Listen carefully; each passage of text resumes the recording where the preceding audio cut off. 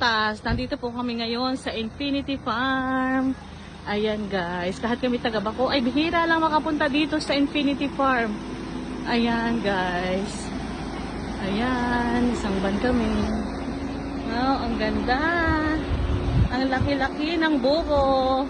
Hindi po namin to mapipitas. Ayan, balikan natin sila mamaya.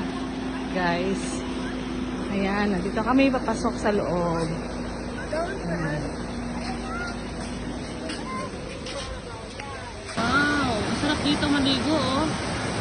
Ang lamig-lamig. Dito po yan sa Infinity Farm. Ang lino ng tubig. Napakadaming guys na ngayon.